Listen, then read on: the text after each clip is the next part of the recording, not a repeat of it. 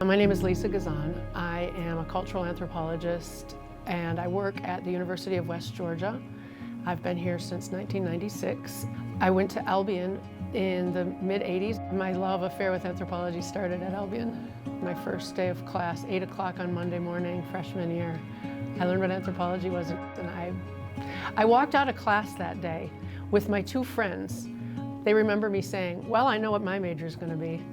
My motivation was I wanted to understand the full spectrum of what it means to be human. And so in order to do that, I wanted to go live in a place that felt really different.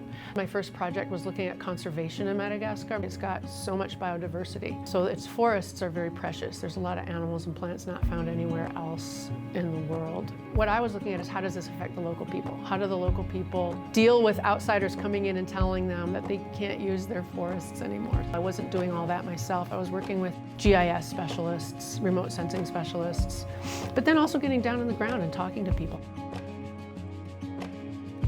I'm proud of the two books that I wrote. One based on my fieldwork in Madagascar.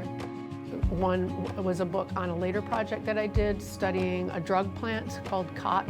I got to my khat project through the study of forests, actually, because there was this rumor that farmers were planting khat in forests, that they were cutting down the khat or the forest in order to grow it. So I wanted to go check it out and see if it was the case. I studied it up in the mountains where they were growing it. I studied it in the cities where people were chewing it. So I studied it from the farmers, from the traders, and from the consumer's perspective. And I've gotten funding from everything from National Science Foundation, Fulbright, even NASA. I got some funding from NASA for doing some satellite image, studying deforestation. My research started out in the area of conservation. It kind of moved into the area with my study of the drug plant, moved into looking at health issues. I studied like yoga and alternative health in Guatemala and backpack tourists and how they their process of learning alternative health techniques. And the Greenbelt, I was contacted by a friend about studying this bicycle pedestrian trail in Carrollton. The goal of the Greenbelt project was to understand how people were using it and if they were experiencing any change in their lifestyle and their level of fitness as a result of the Greenbelt being present.